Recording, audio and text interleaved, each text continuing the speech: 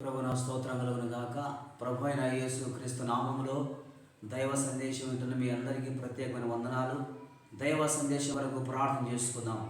ప్రేమగల తండ్రి, కృపగల ప్రభువా, నమ్మదగిన దేవుడా, మహోన్నతుడా, మహాగణుడా, ఆశ్చర్యకరుడైన యేసు మీకు వందనాలు. మీకే సమస్తమైన ఘనత, మహిమ, ప్రభావాలు పొందండి ప్రభువా. ఈ సమయం అందు మీ వాక్యం ధ్యానం చేసుకోబోతున్నాం. తండ్రి, కృప చూపించండి. వినగల చెవులు, గ్రహించే హృదయం ప్రతి బిడ్డకు అనుగ్రహించమని వేడుకుంటున్నా.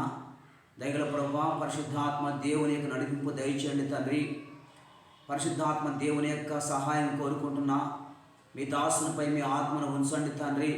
గొప్ప దేవుడా, అందరూ అంతటా మారు మనసు పొందాలని మీరు కోరుకుంటున్నందుకు స్తోత్రాలు చెల్లిస్తూ, గొప్ప తండ్రి యొక్క సందేశం ఆది నుంచి అంతమును నడిపించమని, పరిశుద్ధాత్మ దేవుని నడిపి మెండుగా అనుగ్రహించమని యేసు నామం పేరట స్తోత్రం చెల్లించి అడిగి పొందుకొని ఉన్నాము తండ్రి. ఆమేన్. మంచిది ప్రియులారా, ప్రభు అయిన యేసు నామం పేరట మరొక్కసారి మీ అందరికీ వందనాలు తెలియజేస్తా ఉన్నా. ఈ దినం మన యొక్క అంశం ఏమిటనగా తప్పిపోయిన కుమారుడు. పరిశుద్ధ బైబిల్ గ్రంథం నుండి లూకా సువార్త 15వ అధ్యాయం 11వ వచనాన్ని మనం ధ్యానం చేసుకున్నాం. ప్రభునందు ప్రియమైన వారలారా, యేసుక్రీస్తు ప్రభు ఈ భూమి మీద ఉన్నప్పుడు ఆయన పరిశుద్ధ గ్రంథంలో అనేకమైనటువంటి ఉపమానాలు చెప్పారు. అదే రీతిగా ఈ సమయమందు పరిశుద్ధ లేఖనం నుంచి కొంత భాగాన్ని మనం ధ్యానం చేసుకోబోతున్నాం. శ్రద్ధగా విని దైవాశీస్సులు పొందాలని ప్రభు పేరట మనవి చేస్తున్న ప్రభునందు ప్రియమైన వారలారా, యేసుక్రీస్తు ప్రభు చెప్పిన ఉపమానాలు మన జీవితాలకు ఎంతో ఆత్మీయకంగా ఉన్నట్టుగా మనం గమనించగలుగుతున్నాం ప్రభునందు ప్రియమైన వారలారా. కాబట్టి అందరూ కూడా మరి కొద్దిసేపు ప్రభు యొక్క మాటలు శ్రద్ధగా విని ప్రభు యొక్క ఆశీస్సులు పొందాలని ప్రభు పేరట మనం చేస్తూ ఉన్నాం. పరిశుద్ధ గ్రంథం నుండి లూకా సువార్త 15వ అధ్యాయం 11వ వచనం మనం చదివినప్పుడు, ప్రియులారా, ఒక వ్యక్తికి 2 కుమారులు ఉన్నారు. ఆ 2 కుమారులలో చిన్న కుమారుడు తనకు రావాల్సినటువంటి భాగాన్ని తీసుకొని మరి కొద్ది కాలానికి ఆయన దూరాదేశం వెళ్ళిపోయినాడు. ప్రభునందు ప్రియమైన వారలారా, అనగా తండ్రి ప్రేమను విడిచి దూరంగా వెళ్ళిపోయినాడు. అక్కడ మరి ప్రియులరా, ఆయన సమస్తము కూడా పోగొట్టుకున్నాడు. తండ్రి చేత నుంచి తీసుకున్న ప్రతిదీ కూడా సమస్తము కూడా పోగొట్టుకున్నాడు. ఎందుచేత పోగొట్టుకున్నాడు అనే మాట మనం గమనిస్తే ప్రియులరా, పరిశుద్ధ బైబిల్ గ్రంథం నుండి కొన్ని లేఖనాలు మనం ధ్యానం చేసుకోబోతున్నాం. దుర్వ్యాపారం వలన ఆయన సమస్తము కూడా నష్టపోయినాడు. కనీసం తినడానికి కూడా ఆహారం లేనటువంటి స్థితిలో ఉండిపోయినాడు. ప్రభువుని ప్రియమైన వారలారా, మరియు దుర్వ్యాపారం అనే మాట మనం గమనిస్తే పరిశుద్ధ బైబిల్ గ్రంథం నుండి పేతురు రాసిన మొదటి పత్రిక 4వ అధ్యాయం 3వ వచనం. పేతురు రాసిన మొదటి పత్రిక 4వ అధ్యాయం 3వ వచనం. పరిశుద్ధ గ్రంథం చెప్తా ఉంది, ప్రియమైన వారలారా, పోకిరి చేష్టలు, దురాశలు, మద్యపానం, అల్లరితో కూడిన ఆటపాటలు, త్రాగుబోతు విందులు, చేయకూడని విగ్రహ పూజలు మొదలైనవి అని చెప్పేసి ఇక్కడ భక్తకోటికి రాస్తా ఉన్నాడు. యేసుక్రీస్తు ప్రభు యొక్క శిష్యుడు అయినటువంటి పేతురు. ప్రభువుని ప్రియమైన వారలారా, ఇలాంటి లక్షణాలన్నీ కూడా ఆయనకు వచ్చేసాయి. ఎవరికి? చిన్న కుమారునికి. తండ్రి చెంత ఉన్నంతకాలం ఇలాంటి లక్షణాలు లేవు. అయితే ప్రియులారా, తండ్రిని విడిచి దూరంగా వెళ్ళిపోయినాడు, దూరదేశం వెళ్ళిపోయినాడు. అక్కడ ఇలాంటి అలవాట్లన్నీ కూడా ఆయనకు బానిస అయిపోయినాడు. ప్రభువుని ప్రియమైన వారలారా, ఒక్క మాటలో చెప్పాలంటే లోకానికి బానిస అయిపోయినాడు. అందుచేత సమస్తము కూడా పోగొట్టుకున్నాడు. సమస్తము కూడా ఆయన పోగొట్టుకున్నాడు. కానీ సమస్తం పోగొట్టుకున్న తర్వాత ప్రియమైన వారలారా, ఆయన ఏ దేశంలో అయితే ఉన్నాడో ఆ దేశంలో ఏమొచ్చింది? గొప్ప కరువు వచ్చిందంట. గొప్ప కరువు వస్తే ఆ దేశం అంతా కూడా కరువులో ఉండిపోయింది. తినడానికి ఆహారం కూడా లేని పరిస్థితి అయిపోయింది.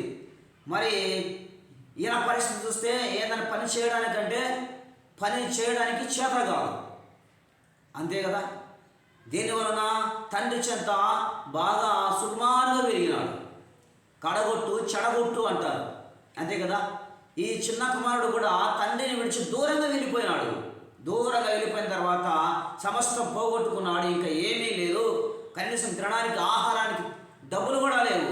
అలాంటి పరిస్థితుల్లో ఒక ఒప్పందం కుదుర్చుకున్నాడు. ఏంటంటే పందులు మేపేదానికి ఆయన ఒకరి చెంత చేరాడు. దేని మేపడానికి? పందులు మేపడానికి.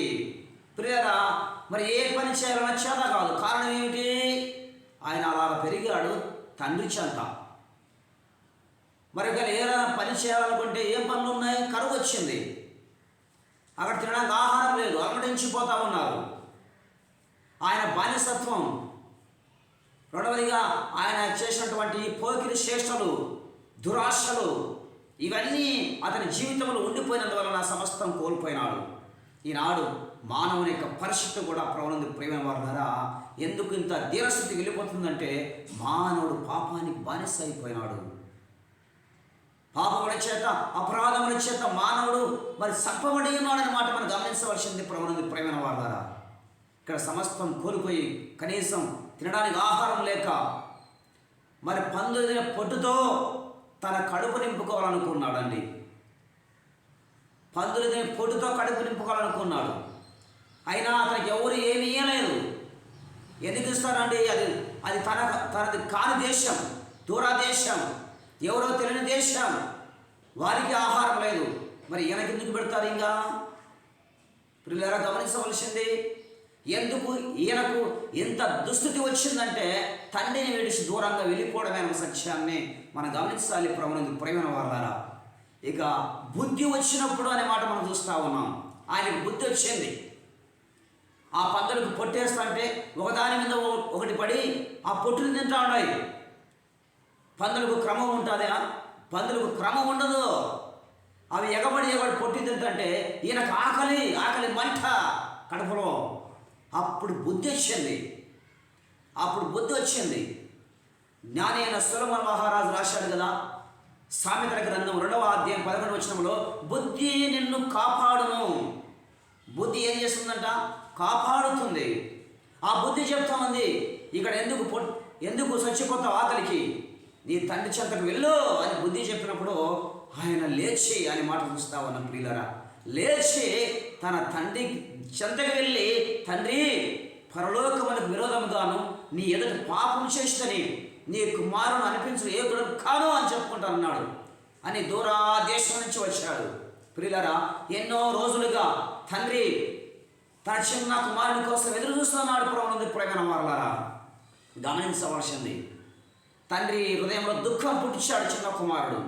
ఈ దినాల్లో తల్లిదండ్రులకు దుఃఖం పుట్టించేవారు లేకపోలేదుగా.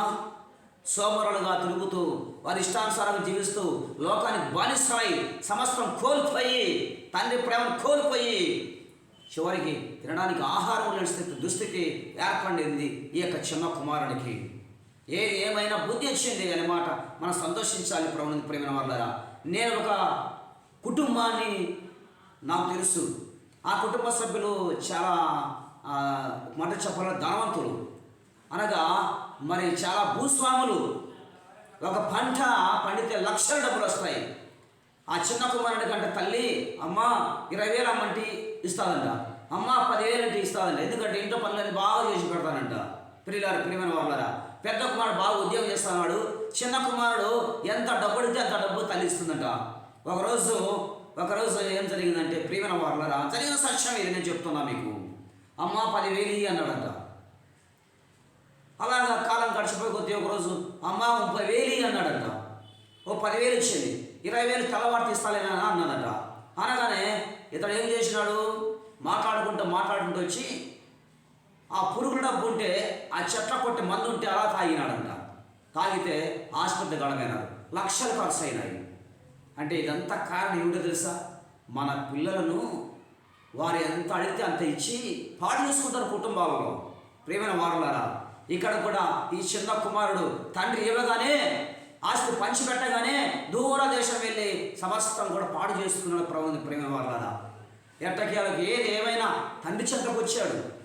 తండ్రి చెంతకు వచ్చి తన బాధను ఎల్లడి చేసుకున్నాడు. అప్పుడు తండ్రి సంతోషంతో ఇంట్లోకి చేసుకొని దూరంగా ఉండగానే కనికరపడి పరిగెత్తి వెళ్ళి కుమారుని కౌలించుకొని మెడ మీద పడి ముద్దు పెట్టుకొని ఏవైతే కోల్పోయినాడో సమస్తము కూడా తండ్రి ఆయనకి ఇచ్చాడు. ప్రభువుని ప్రేమను వారులారా గమనించవలసింది.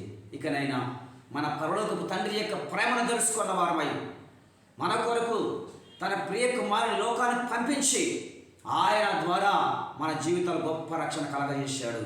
కనుక ప్రియులారా, పరిశుద్ధ గ్రంథం చెప్తుంది. ఇక నేను ముగించబోతున్నా, గమనించవలసింది యోహాను సువార్త 6వ అధ్యాయం 37వ వచనం.